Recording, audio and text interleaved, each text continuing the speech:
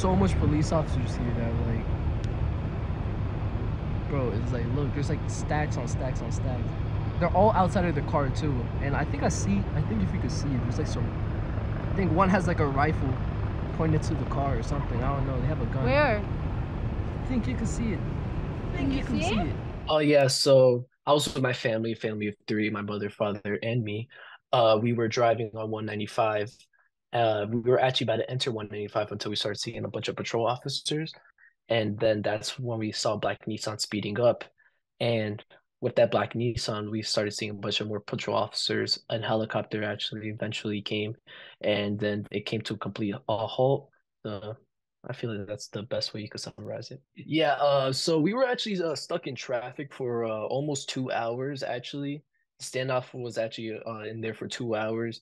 We saw no suspects like step outside of the car, actually, but we saw multiple officers because we had a pair of binoculars, actually, and we stepped outside of the car and we saw him. There was multiple officers with their rifles drawn at the car for a couple hours actually, and it looked like an intense standoff. But the officers actually made us like stand back a little bit, so we actually can't get close to it.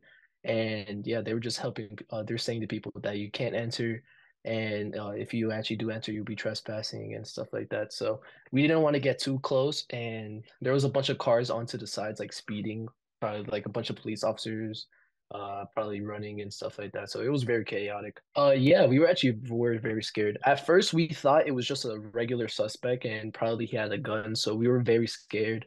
And we thought that he probably would have run to like one of our cars and stuff like that.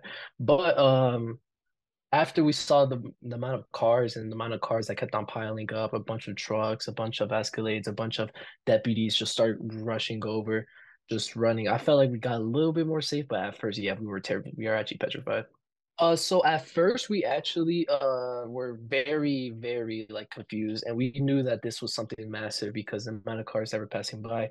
So we kept on going. I was the one that actually found out the JD Vance tweet that he put out, and we saw a bunch of journalists saying that it was actually near the area that was near us. And we kind of put two and two together after we started seeing the amount of helicopters and stuff like that. And then they started describing about a black Nissan. And that was actually the Nissan that I saw myself. And yeah, we kind of were like, wow, that actually was the suspect.